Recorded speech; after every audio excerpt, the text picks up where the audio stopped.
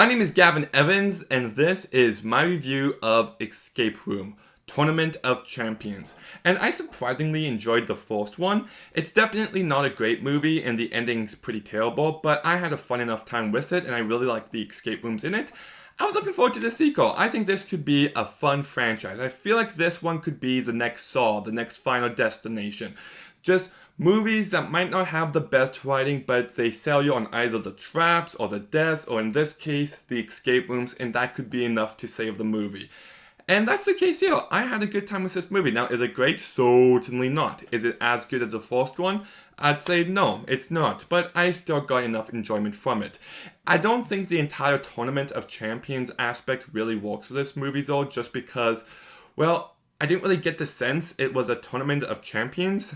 I knew two of the characters, and the rest I didn't have a clue who they were. They said they were champions, but they acted just like anyone else would have. So they're supposed to be these people who knows what's coming, who are prepared, they've gone through this, and I just really didn't get that anger from them. And there's one character who can't feel pain, and she mentions this escape room that she went through in the past, along with people just like who also can't feel pain. And I want to see that movie. That sounds like a very intense, very disturbing movie, and that would have been great.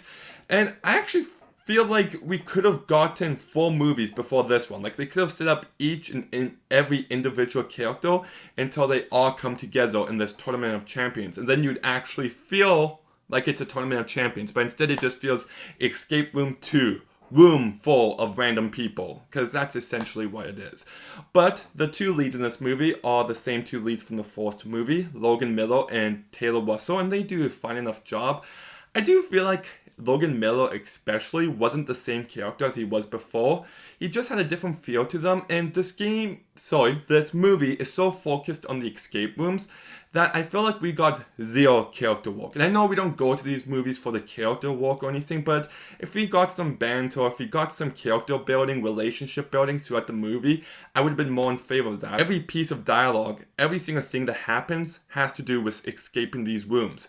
So it feels like you're just watching a surface level movie of people escaping rooms. And yes, I guess that's what this is, but I feel like it could have been more than that. I did kind of get Catching Fire vibes just because the two are traumatized from what happened in the first movie, and then they enter this Tournament of Champions. There's lots of Catching Fire vibes going on. And also there's a twist near the end where they bring back a character from the first movie, and I hate it when movies do that. I do not buy it for a second. It kind of ruins all stakes for the franchise, because now I'm just going to be like, oh, so that person didn't die. I don't like when movies do that. I think it's cheap, I think it's gimmicky, and it never works. What I will say is that what ultimately makes this movie is the escape rooms, and that's why you come to watch this one, because this movie moves at such a fast pace. Like, when it ended, I'm just like, wait, that's seriously the end? Like, it's an hour and a half long, but it felt like just over an hour long. So the pacing for this movie is fast, it's brisk, and it just keeps going and it never stops. So I really like that aspect of the movie.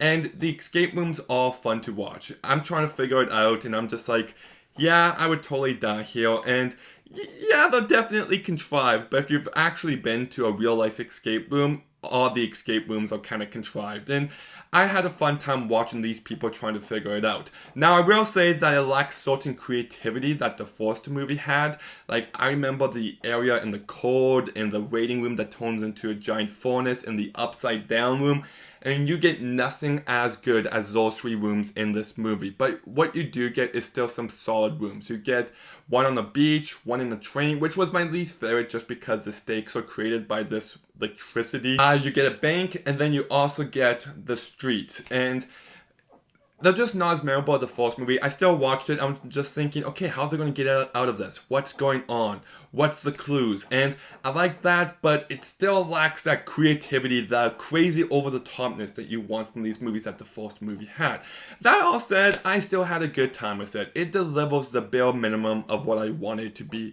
It is not great. The characters are not well developed at all, and they're lacking in any bit of personality. The rooms lack the same sort of creativity that the first movie had, and the ending of this movie is bad. But if you want to see a movie where people are stuck in a life or death situation involving escape rooms, then you're gonna get that.